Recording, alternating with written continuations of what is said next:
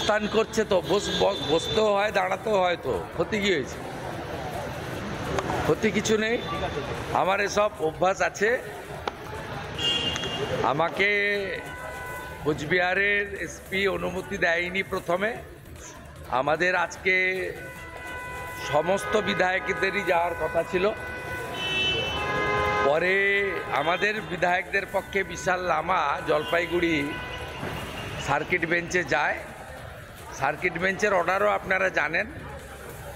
Petitioner বিশাল Lama, LOP Suvendu Adhikari, আর যে তিনজন বিধায়ক গত 2-3 মাসের মধ্যে আক্রান্ত হয়েছে, মাননীয় নিখিল রঞ্জন দে, মাননীয় বরেন বর্মন, মাননীয় সুশীল বর্মন, এই 5 জনের সঙ্গে এসপি দেখা করবেন হাইকোর্টের অর্ডারে বেলা 1:30 থেকে 2টোর মধ্যে। সেই হিসাব মেনে হাইকোর্টের নির্দেশকে মর্যাদা দিয়ে শিকারি যেতে চাইছিলেন। আমি তাকে বললাম আপনার যাওয়ার দরকার নেই, কারণ আপনি যে হাইকোর্ট অনুমোদিত তালিকা তার মধ্যে পড়েন না। নিশ্চিত প্রামাণিক কালকে দলের কাজে কলকাতায় ছিলেন, একই ফ্লাইটে এসেছেন। স্বাভাবিকভাবে জেলা অফিস পর্যন্ত তিনি রাজ্যের নেতা, উত্তরবঙ্গের নেতা, কিন্তু প্রথমে তিনি কোচবিহারের নেতা, প্রাক্তন সাংসদ। স্বাভাবিকভাবে তিনি কে নিয়ে পার্টি অফিস পর্যন্ত যাবেন। আমরা হাইকোর্টের যা নির্দেশ তার কমা পূর্ণচ্ছেদ মেনেই করব। এবারে বাকিটা যা করার ওরা করতে পারে, আই হ্যাভ নো অবজেকশান। এসব ভয় টয় দেখিয়ে সাংবাদিকদের মাধ্যমে বলে আর যাই হোক, ওদের যে মালিক মমতাকে হারানো, শুভেন্দু অধিকারীকে, সব ভয় দেখানো যাবে না। শুভেন্দু অধিকারীকে ভয় দেখানো যাবে না, কালো পতাকা দেখানো নিয়ে বললেন রাজ্যের বিরোধী দলনেতা শুভেন্দু অধিকারী। আর এর পাশাপাশি জলপাইগুড়ির ছবি দেখানোর চেষ্টা করবো। বিধায়কদের নিয়ে কোচবিহারে রওনা শুভেন্দু অধিকারীর। জলপাইগুড়ির পাহাড়পুর মোড়ে বিক্ষোভ, জাতীয় সড়কের উপর বিক্ষোভ দেখাচ্ছে টিএমসিপি, তৃণমূল ছাত্র পরিষদের নেতারা। গোবর জল দিয়ে রাস্তা শুদ্ধিকরণ করছেন তারা।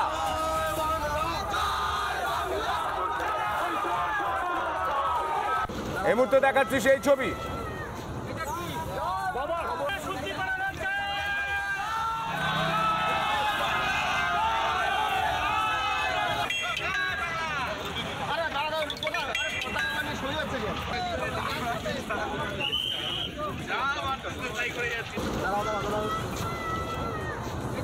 এই মুহূর্তে দেখুন, বালতিতে গোবর জল তৈরি করে তারা রাস্তার মধ্যে শুদ্ধিকরণের কাজ করছে। অর্থাৎ তৃণমূলের ছাত্র পরিষদের নেতারা তারা জানেন যে এভাবে শুদ্ধিকরণ করা যায়।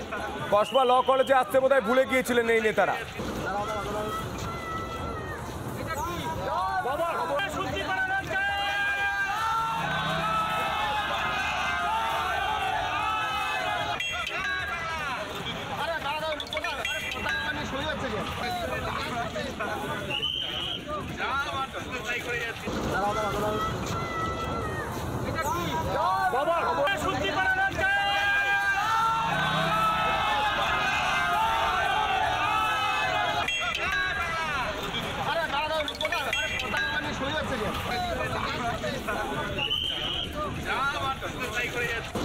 কোচবিহার জলপাইগুড়ির পাশাপাশি আমরা নজর রাখবো।